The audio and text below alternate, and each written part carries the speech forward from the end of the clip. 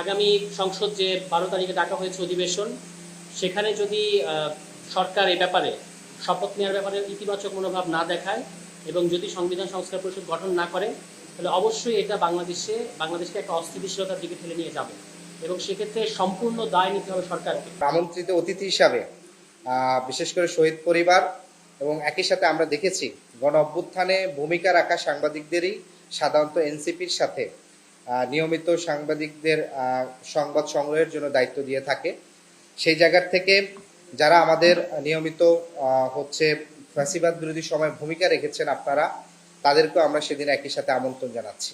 গত 17ই ফেব্রুয়ারি সরকার গঠনের পর থেকে আজকে প্রায় 26শে ফেব্রুয়ারি অর্থাৎ প্রায় 10 দিন হলো আমরা গণ অভ্যুত্থান পরবর্তীতে বাংলাদেশের যে প্রতিষ্ঠানগুলো, আমরা একটি সমস্যা দেখেছিলাম যে ফ্যাসিবাদের সময় আমরা বলেছিলাম যে রাষ্ট্রের কাঠামোর একটা মৌলিক পরিবর্তন দরকার।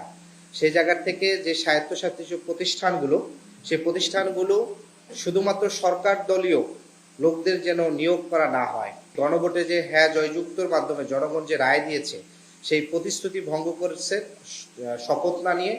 এরপরে আমরা দেখলাম যে প্রতিষ্ঠানগুলোতে অন্তর্বর্তী সরকারের সময় যাদেরকে নিয়োগ দেওয়া হয়েছে, তাদেরকে নানা ধরনের হয়রানি করে তাদেরকে সেখানকে যেতে বাধ্য করছে। রাষ্ট্রীয় যে সংবাদ সংস্থা, সেই সংবাদ সংস্থার প্রধানকে যেভাবে হেনস্থা করে চলে যেতে বাধ্য করেছে, ফলে এই জায়গাগুলো কিন্তু আমাদেরকে নানা ধরনের, আপনারা যেটা বলছেন যে ফ্যাসিবাদ ফিরে আসার কিন্তু একটা আশঙ্কা তৈরি হচ্ছে। সিনিয়র রাজনীতিবিদরা এবং গুরুত্বপূর্ণ মন্ত্রণালয়ের মন্ত্রীরা গণভোটের রায় নিয়ে যেভাবে মন্তব্য করছেন, সেই মন্তব্যগুলো আসলে কোনো ধরনের আশাব্যঞ্জক না। তাহলে আমরা প্রত্যাশা করব যে বিএনপি গণ অভ্যুত্থান পরবর্তীতে তারা জনগণের যে রায় আকাঙ্ক্ষা, সেটার প্রতি শ্রদ্ধা থাকবে।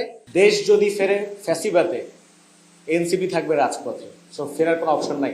সংসদের ভেতরে এবং সংসদের বাইরে এনসিপির পক্ষ থেকে এনসিপি সরব ভূমিকা রাখবে। এর পাশাপাশি যেহেতু আমরা একটা নির্বাচনী জোটেও ছিলাম এবং এখনও সেই জোটকে কেন্দ্র করে আমরা বিরোধী দল গঠন করেছি, সেখানেও সেই জোট বসে যদি কোনো জোটগতভাবে কোনো সিদ্ধান্ত নেয়, সেটা জোট নেবে। সেই ব্যাপারে সেটার সাথে আমাদের দলীয় যে কার্যক্রম, দলীয় যে কর্মসূচি, এর কোনো কনফ্লিক্ট নাই। আমাদের প্রতিষ্ঠার পর থেকে আজকে আমাদের আগামী 28 ফেব্রুয়ারি 1 বছর পূর্তি হবে।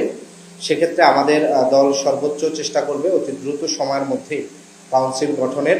জুলাই সনদ বাস্তবায়ন করার পরে সংবিধানের যে অবস্থা দাঁড়াবে, যে সংবিধানটা যে জায়গায় যাবে, সেটাকে আপনি জুলাই সনদে বর্ণিত যেভাবে বলা আছে যে নিম্নকক্ষের 2/3, উচ্চকক্ষের সাধারণ সংখ্যাগরিষ্ঠতা এবং গণভোটের মাধ্যমে আপনি সংবিধান সংশোধন করতে পারবেন। বিএনপির এই মুহূর্তে মাননীয় স্বরাষ্ট্রমন্ত্রী যে আমরা তো সংবিধান সংস্কার পরিষদ সদস্য হিসেবে শপথ নেই নাই, এটা কিন্তু খুবই বিভ্রান্তিকর বক্তব্য। গণভোট যখন জনগণ জুলাই সনদকে অনুমোদন করেছে, এটাকে বাস্তবায়ন করা ছাড়া কোনো সরকারের অন্য কোনো অপশন নাই। জুলাই গণভোট, এটা হচ্ছে জনগণের সিদ্ধান্ত, জনগণের রায়, এটা সংসদের উপর আইনি বাধ্যবাধকতা থাকবে। গণভোট কোনো সরকার তার যত বড় সংখ্যাগরিষ্ঠতা থাকুক, জনগণের রায়কে কিন্তু পাল্টে দিতে পারে না বা এটাকে অমান্য করতে পারে না।